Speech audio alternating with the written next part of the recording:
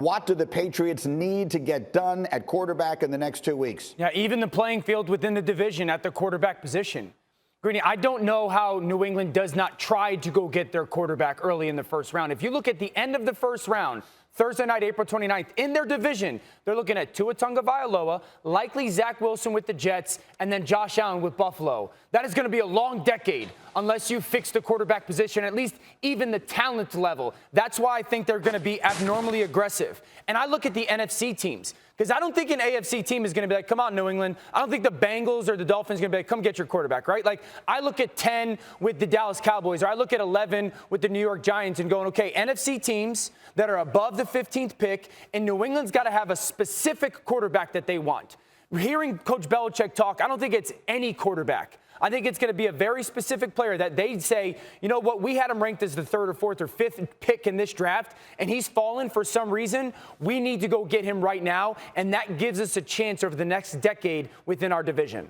Okay, so there's so much to unpack in that. Mike T., let's start as one who has made these calls and made these deals with the actual logistics of doing it. You just heard Bill say, well, if a player gets to 12 or 13, that's one thing. But I think most of us expect they would have to go up higher than that to get the quarterback they want in this draft. So how does this work? Yeah, I disagree with Dan. You can trade within your conference, and I think the hot spot starts at 8 with Carolina and 9 with Denver, and it's a perfect win-win. If I'm Carolina, I've upgraded Teddy Bridgewater, Sam Darnold, and I flip 8 and 15 for next year's first-round pick. New England goes up and gets their quarterback. Let's say it's Trey Lance. So now they have their quarterback of the future. Carolina is at 15 with Sam Darnold. And what's great about that, Greeny, if I'm Carolina, I have my quarterback, and next year I have an extra one. I lose the 2 and a 4 for Darnold, but I have a better quarterback, and I'm in a better position next year. So I think that's a win-win. 15 and 8 is a key spot in this year's draft.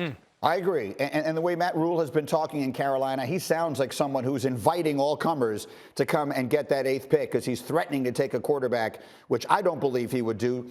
Field Yates, what do you think?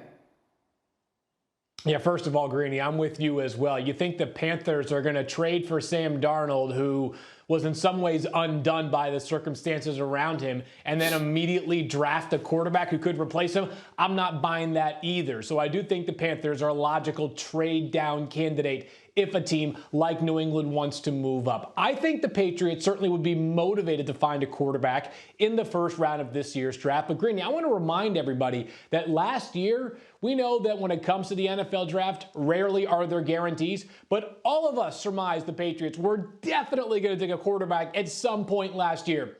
They took none. They waited until late June to sign Cam Newton to compete and eventually beat out both Brian Hoyer and also Jared Stidham. I think the Patriots would be motivated to find a quarterback if the board falls in a certain way. I just don't know that I see a substantial trade up from the Patriots 7, 8, or 9 slots in the first round. Bill Belichick, as we heard, laid out that scenario where a guy might fall to 10, 11, 12. The price to move up wouldn't be as precipitous, and maybe in that case, the Patriots do find a quarterback that could compete and potentially start right away in week 1 over Cam Newton. Dan, why the face?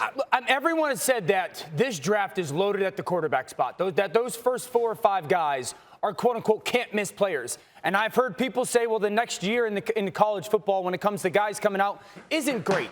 So you have to go get your quarterback this year. Like, if you're New England, how do you sit there within your division and know that Tua, who's going to have way more weapons and a good rookie year, Zach Wilson, who's very intriguing and talented, and Josh Allen in Buffalo, how can you sit there and go, we feel okay? Like, Phil, to your point, they didn't address the position last year, and the season did not go well. If they don't address it this year, this season's got a chance to be better, but you're still looking at a division where you are going to be at the bottom at the quarterback position when it comes to talent. Okay, so New England's got to at some point, and if New England thinks they're going to be a better football team next year than they were last year, you're not choosing at 15. You're going to have to make an even bigger jump if you want to go get a quarterback eventually.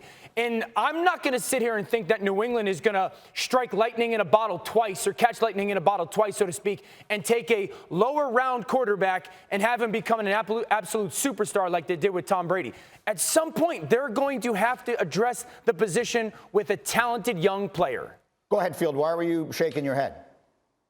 Yeah, first of all, I never buy into next year's draft class doesn't look great. Greeny, go find me all the experts that had Mac Jones going 3rd overall a year ago at this time, and those that were talking about Zach Wilson in the same breadth as Trevor Wilson. Every year, quarterbacks emerge. Just look through the past 5 drafts, and you'll find the Kyler Murrays and the Baker Mayfields and the Joe Burrow. So I don't care about what the early look is on the 2022 NFL draft class of quarterbacks relative to this year. And then, Dan, you know this as well as anybody. Quarterbacks, this is not like just because we on the outside believe there are 5 quarterbacks that are first round, no doubt about it, players. If a team doesn't feel as convicted and strongly about a player to move up as we might, then teams are not going to pay the price. Right. And I get it. After last year, but hold on, Dan, one thing.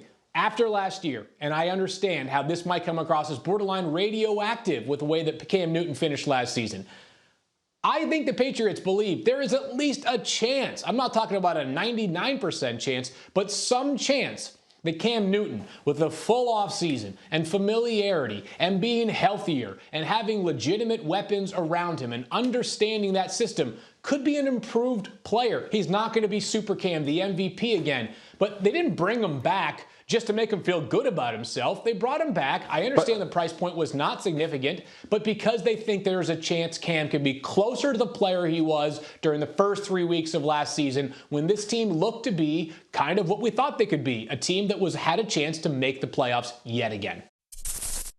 Thank you for watching ESPN on YouTube. For live streaming sports and premium content, subscribe to ESPN+.